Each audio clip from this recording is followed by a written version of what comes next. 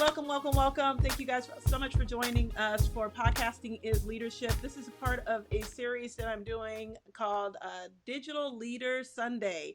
So today we are speaking with Nicole Walker. All right. Nicole Walker. And she has a podcast called She Leads Podcast. She had some questions and she was just going over some of the things that she was going through with her podcast. And I'm like, you know what? Do you mind sharing this with my audience as well as your audience? Can we get this together? Can we do this together and talk about this live? Because I know that if you're struggling with this, there's a lot of other people out there struggling with it. And it's something that I've actually struggled with in the past as well. So yeah, let's get into it. Um, all right. So where do we want to start? Right? Because we had like a whole conversation, but where do you want to start? Well, I know we were talking about just the format of how I've decided to monetize with my podcast and some of the personal struggles I've been going through, especially with us being in this current, what do I want to call it, season of Rona, call it Rona, right? In this current season, right, where, people have limited funds and people may not want to spend. So it's like, how do you fit in this season? And for me, I decided in January to start Patreoning my podcast. So the guests that come on my podcast actually pay to be on the platform, right? So I've been battling with, do I keep this model considering this season, or do I step away from this model? And, we were just going back and forth with that, right? And then it's hard for me, because I am such a loving, giving person, right? And I think women in general, we have that problem where we want to nurture and we want to give away things for free, but we are giving a service, right? And our gifts, our talents, and our work deserve to be paid for. So getting out of that mindset of wanting to give everything away for free or feeling guilty because you're putting a dollar sign next to something, where for me, it's like, I've done it for 5 seasons and I didn't put a dollar before. So then making that jump to now putting a dollar, it's a lot of back and forth in my head that I go through with that. But yet on the flip side, I've had people come to me and let me know that they've made money off of being on my podcast, right? So this is an investment, so to say. And it's like, why am I having such a hard time feeling okay with charging, whereby I'm paying for the platform, I'm putting blood, sweat, and tears into the work?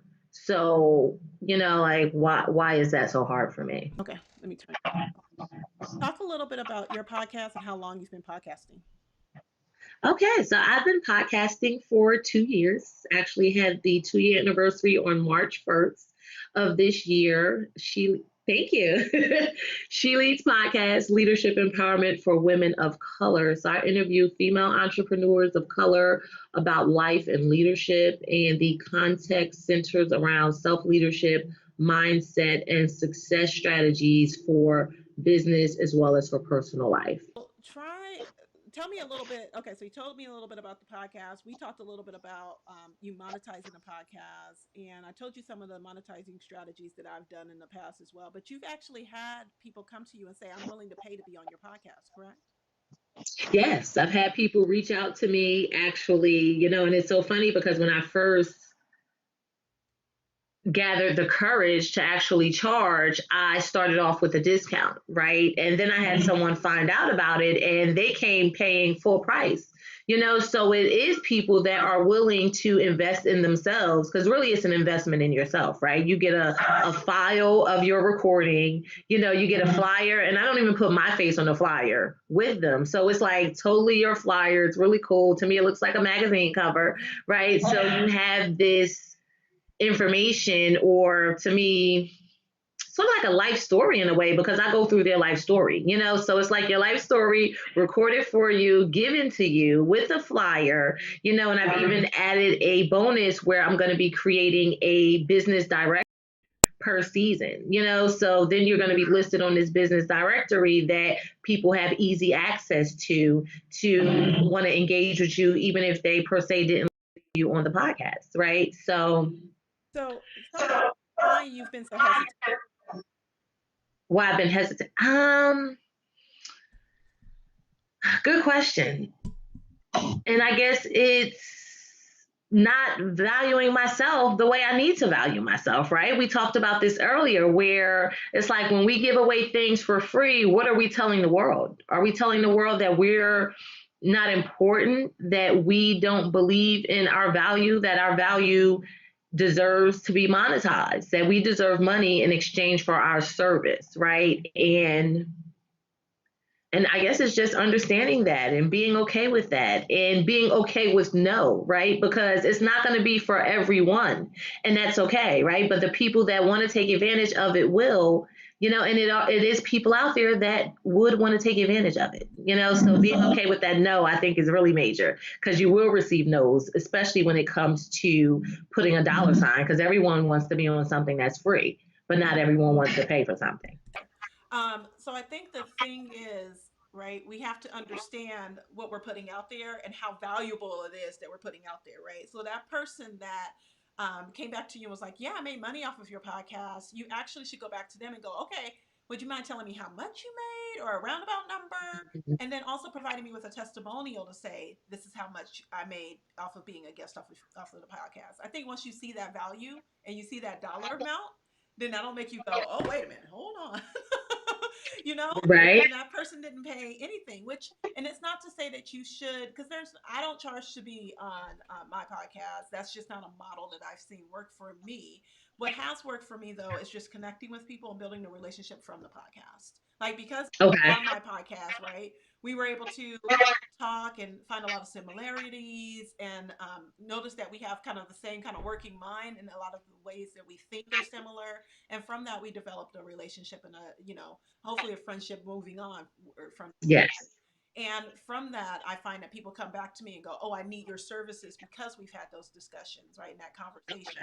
So it's really about opening up the lines. Where can you provide value? And then where can you be helpful, right? And then your help doesn't have to be free. And I know, Exactly. I don't know about you, but I come from a church world. And in that church world, it's all about giving as much as possible and helping as much as possible without asking for any money. But what's so crazy about that is that the collection plate passes around every Sunday.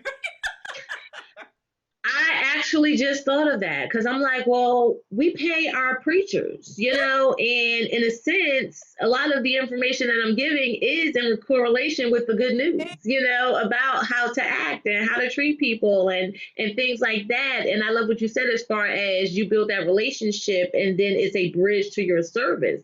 Well, as of right now, my podcast is my only service, Exactly. right? I don't have those other services to connect to. So I would be doing myself a disservice by Mm-hmm. not monetizing in any way, where, this is valuable stuff. This is a great platform that has received recognition, been on different um, magazines or articles, or different platforms have deemed, top 20 women in leadership, top 10 women to listen to on International Women's Day, best women of color podcast, so it's not like it's, I want to say run of the mill, but maybe run of the mill, like I put a lot of work and I take it seriously.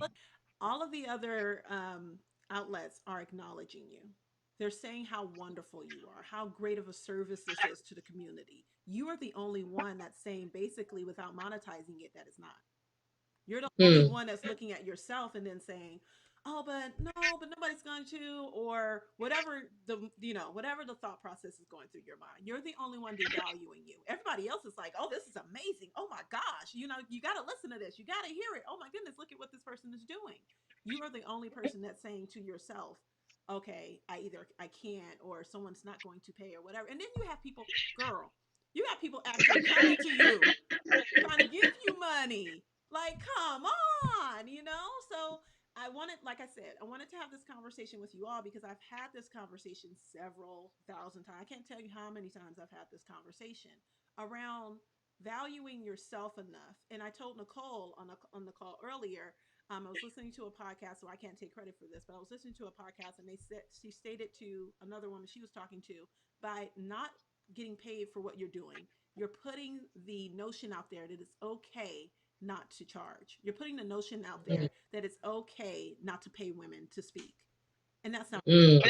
right. And I know that when someone approaches me, I've turned down a lot of, like, I had someone that actually came to me a couple of weeks ago, and they were like, "Oh, we want you to do interview sessions because you're great at interviews and all this good stuff, and do these interview sessions for us." I was like, "Okay, great.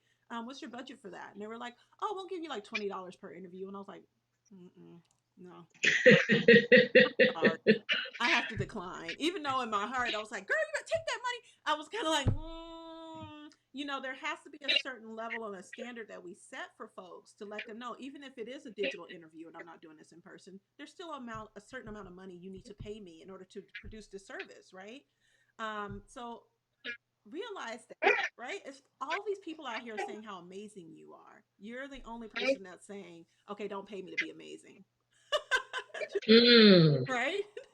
And it's the service. Look at, once again, the value that you're providing and the fact that it is in fact a service. This is in fact, Mhm. people are getting something in return for it. It's not like they're not getting anything in return for it. And then your time is valuable. The time that you have to put in Yes. front of that to schedule the interview, put together the interview, promote the interview, actually do the interview, then edit the interview, the audio for it. Having a podcast Yeah. is hard work. It is not. If you think you're just gonna start a podcast on Anchor and get it up and running, and all I gotta do is record and then it's over. Not so simple. I mean, for some people, but it depends on, how serious you take it and what your level of presentation is. And my level of presentation is, sometimes through the roof, where I make things a lot harder for myself than they have to, but I have a certain standard of excellence that I adhere to. See, And that's just me. that's what I'm saying. So I want to put something out there, and it doesn't have a description. There's no tags. There's no art that goes along with it, then yeah, you probably could slide by, right? But when we talk about putting together a platform, and really truthfully what you're building is a platform, if you think about Yes. all the content that you've put out there, and even if you wanted to look at it in this respect, right? You've already put out all your free samples, right? Back in the day, we used to have those singles that artists would put out, right? And that would see, okay, yeah, I want to buy an album because the single was hitting, right? You've put out all your singles. Now it's time to buy. Yeah. Good It's point. Good point. either buy the album or attend the conference, the concert. And at the concert, we got merch for you. We got right. We got all Yes, I love it. you could pull from, right? So really think of yourself as that performer, if that helps, right? You kind of have to figure out what way for you to look at it helps. Because I had Hmm. some struggle starting out. I was like, okay, I'm gonna just do this for free and put out, because that's what they tell you, right? Oh no, you have to have a lead magnet, and you have to have a funnel, and you have to have all these things that you have put together, and then you'll finally get paid. But really, Hmm. and truthfully, right, the thing about it is that no, actually, what you could do is you could actually get paid on the forefront because you have so much value in the back end and your experience. Hmm. I mean, just to speak to your experience that you have enough to where you can definitely just get out there and do it. What are some ways that you're thinking about monetizing your podcast, other than, of course, charging your guests because they're already ready to throw money at you? And then you did take that money, right? You didn't. You didn't. I did. Okay. I did.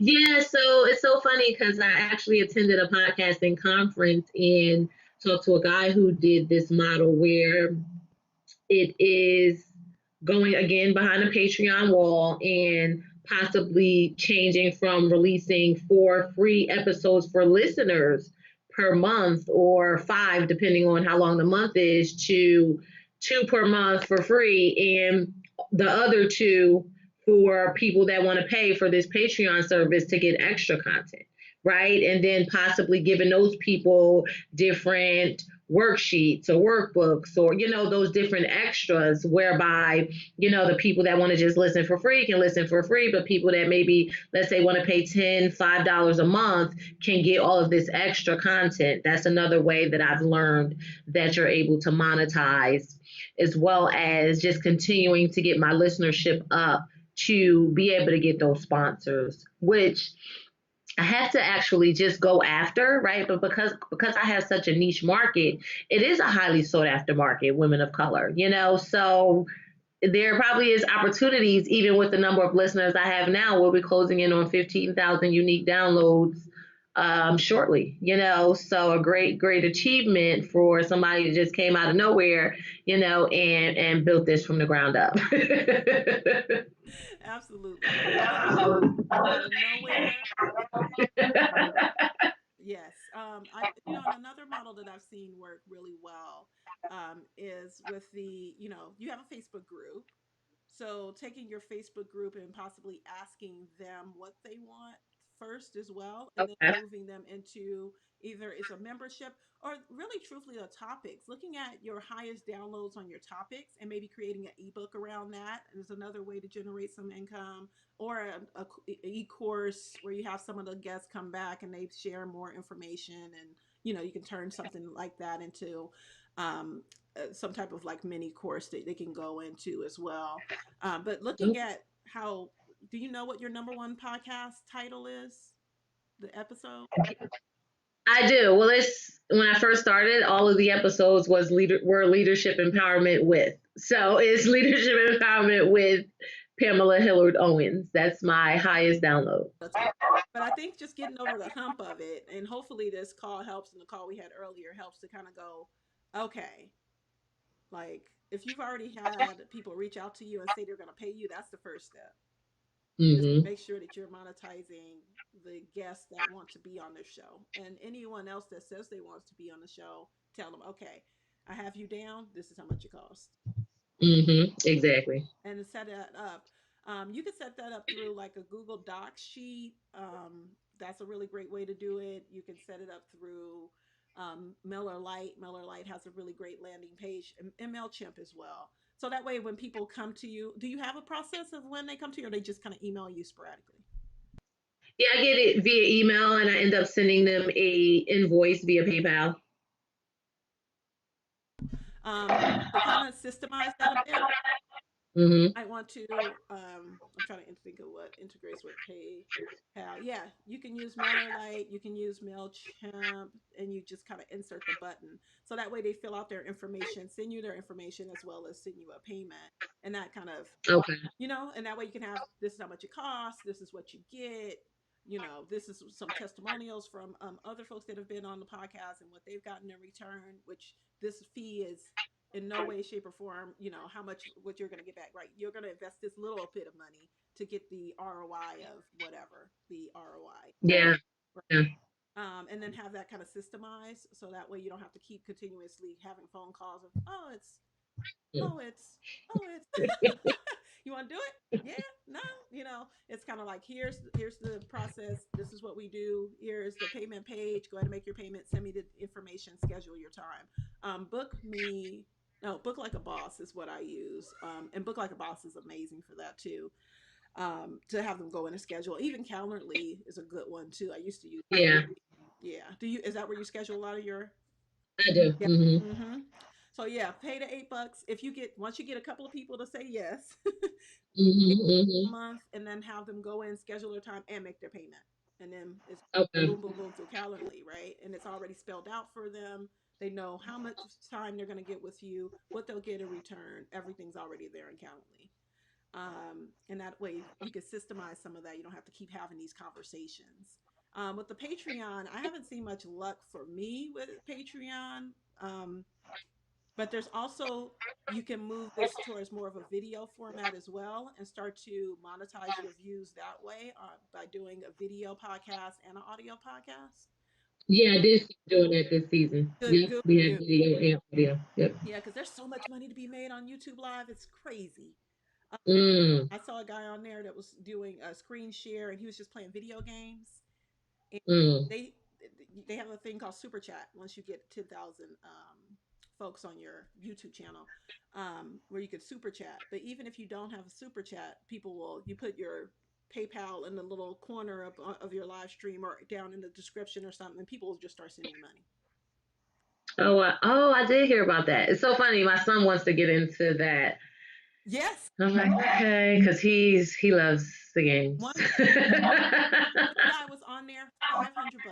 They were sending him $500 in super chats just for him on there. But he's a video gamer, so gamers are a bit different. But Yeah. this other guy that I saw that was doing like content generation type stuff around football and stuff, he had been on the live stream for like 45 minutes and he made like, I think, $150 on there Mm. talking about football. And all he's doing is going, I think he's going to do this. I think they're going to do that. Da, da, da, da, da, da. And they're like sending him money. This is great. I'm like, that's where I need to be. It's looking at the models of each platform, right? We talked about this a little bit earlier with the whole D Nice and all these rappers Yeah. and DJs that want to come on the platforms now. You have to look at the specific platform that you're on, and I know for sure that LinkedIn is going to be your platform for sure. But if you have Mm-hmm. a video link that you can send them to and put up LinkedIn articles around your podcast, it's going to not only create that blog type of thing, but you'll also have that archive of all of your podcast episodes there too. Yeah. And then they'll go and click on those, and then every time they view, and once you get your subscribers up and all that good stuff, then YouTube's just going to start sending you money, and then those folks will probably just start sending you money, right? Make it easy for these people to pay you. If you already have Yeah. coaches that are listening to you and they're sending it to those folks, there's no reason why you should not have a button or some kind of link in your description going, and if you love the show, send us a $5 high five or something, you know? You know what? Yeah, I did learn about crowdsourcing and crowdfunding and getting that as another resource, right? For people to actually support you. And there are people out there that want to do that. Yeah. They're looking for They're totally ways. But the thing is, you have to ask. And you Mm. know what I'm saying? If you don't ask, you don't get. We heard that all through, I don't know, I heard it at least all through childhood. And that's so funny because I've always been one of those people like, I can do it myself.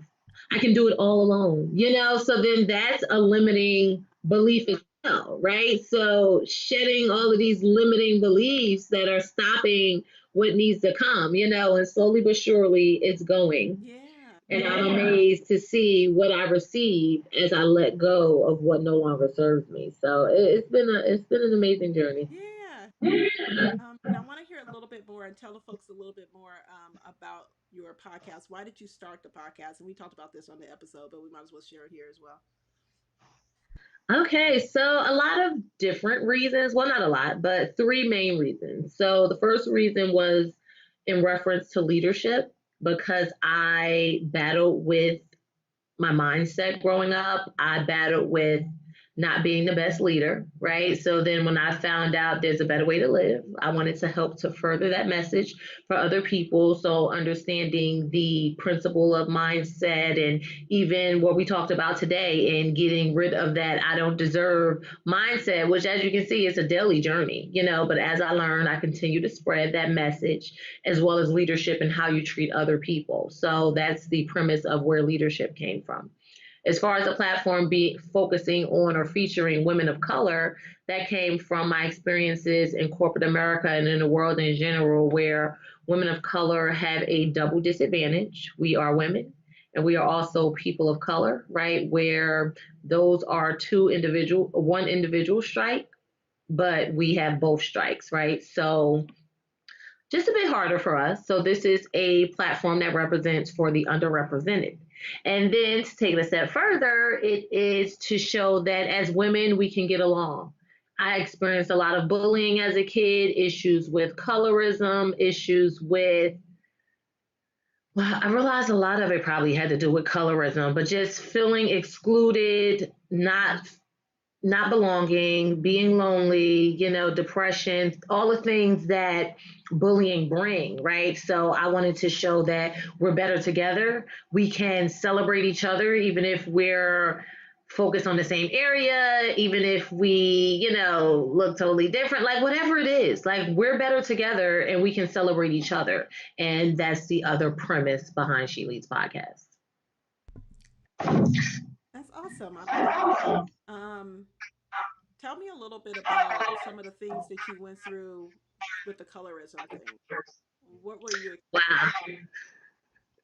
I actually just had a podcast interview today about this. And, it's so funny because I feel like people think, or it's been this notion that because you're fair skinned, you have life better. Things come so easy to you. You get a better shake or what have you. But a lot of my experience was being ridiculed for being so light, light bright, light bulb, Casper, the friendly ghost, white girl, having to deal with all of that, not feeling like I ever belonged, right? Because my people, Black people, because I was so fair skinned, they really didn't treat me the best.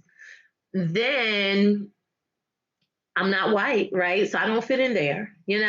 I think Spanish people probably treated me a little better, but yet I don't speak their language, right? So I don't fit in there, right? So living this lonely existence where you don't even feel like you fit in amongst your own people, and it's for a reason that you have no control over. Like I get to pick my color, and I feel like a lot of women who are fair skinned, you get labeled as stuck up or she thinks she's better than. And I am so down to earth, but if I'm not given a chance to show how down to earth I am, then you'll never know, right? And then because of being hurt in the past and things like that, I've been so guarded where, I have that resting bee face, as they call, right? So I can look unapproachable, right? You can think that, oh, let me stay away from her, whereby, I don't even half of the time know how my face looks, right? I'm just being me, and not realizing that I'm keeping people away because my face is doing something that I don't necessarily know. And who knows? Because I think about all different things all the time. So who knows what I'm thinking about, whereby I'm giving off this bad vibe that I don't even realize. And I'm just, wanting, hey, let's be friends. Like I am so that kind of person, and Interesting piece before we go really quick about folks that ask to be on your podcast and and the criteria that they should be going through in order to ask to be a guest on a podcast, because we were talking about how folks kind of reach out to you, and I wanted to talk a little bit about that. okay. And the criteria to be on my podcast is not hard, or robust per se, but there is criteria. You have to be an entrepreneur. You have to be a woman of color. And as of late, you have to be willing to invest in yourself if you want to be on She Leads podcast, right? So those are the three criteria as of late.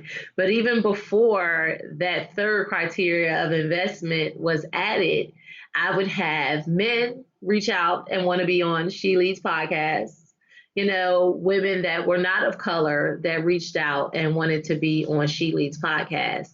And it was a hard battle for me to figure out how to let people down nicely, right? So going back to podcasts is leadership. And even with the beginning of deciding to charge, like all of those, at the end of the day, leaders have to make tough decisions, and not everyone will understand the decision. Not everyone will agree with the decision. But at the end of the day, if you have a vision, and this is where you are, this is what you decide, or what you desire, then you have to make those tough decisions, even if no one else agrees, right? Because you're the leader and that's what leaders do. So I had all these people reaching out, right? So I had to figure out how to let people down nicely because I'm a nice person, right? And I don't want to spoil my reputation in the business world by being callous or, being cruel, right? Because it's already people that, oh, is she racist? Why is this only a woman of color platform? And it's like, no, it's just a platform for the underrepresented, which I feel like is fair. And whoever doesn't agree, you're fine to have your opinion. It doesn't, anyone can listen to the podcast. The information is for anyone willing to consume it, man, woman, whichever color. But as far as who can be on it, is women of color, right? So crafting that message and letting a person know that this platform is for women of color, asking them, do they identify as a woman of color? Because I don't want to assume, I'm like, okay, well, maybe, they are, like, maybe I missed something, right? So asking them if they identify as, and then letting them down, or, just letting them know my boundaries, or the boundaries of She Lead podcast, in a nice way. And the reason why I said it has been tough is because I will say that I believe if it wasn't only a woman of color platform, and when I say only, if we didn't just feature women of color, I believe that I would have more listeners. I'm just going to be honest. I believe that I would have more listeners and I would have more downloads, right? So it was like, okay, are you going after numbers, or are you going after the cause that you decided to stand for, right? So I decided to stick to my cause, and I believe in it. And it gives me a sense of pride that no matter, not worrying about numbers, because I'm talking people, 7-figure business. Like, a lot of people have reached out to me. A woman that was running for 2020 presidency, reached out to me a few years ago. I have a lot of people reaching out wanting to be a part. And I think people that would even take the platform more seriously than some people do, which kind of makes me a little sad, but I'm still here for people, women of color, because that's just what I want to do. Hey, but that does not mean you have a sponsorship on this podcast. Hello. No, and I agree with that.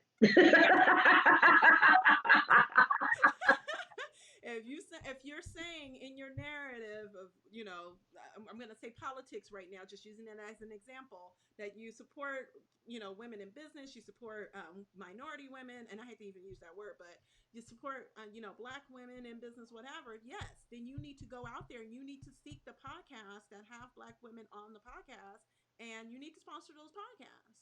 And Mm, you need to be open to that. And so when that next person comes to you, right, and they say, I want to be on the podcast, you say, well, you can be a guest on the podcast. However, I do have a sponsorship package available for you. So if you like to advertise your services because you serve women who are in my niche, then you can be a sponsor of the podcast.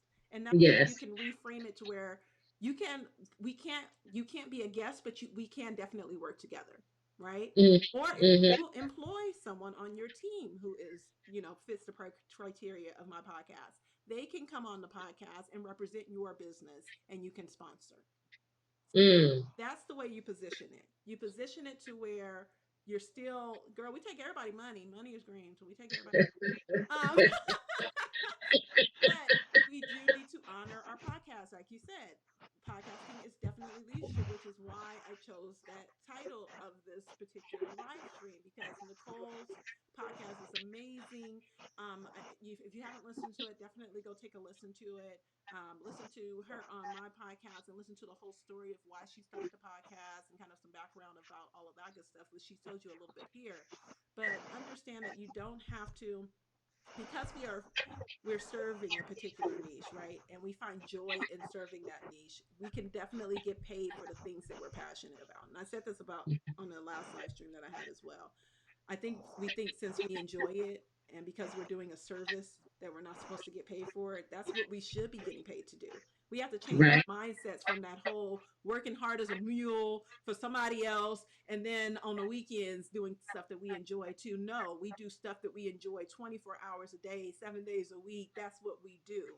Our work, our play, everything involves giving us joy and enjoying that, right? Actually enjoying our lives instead of Mhm, feeling mhm. we have to suffer and we have to be destitute and we have to be struggling, or we have to be in a place in a space where we're working for somebody else and we can't stand it, but then we get our weekends off and then we can actually be enjoyed. No, we should be enjoyed all the time.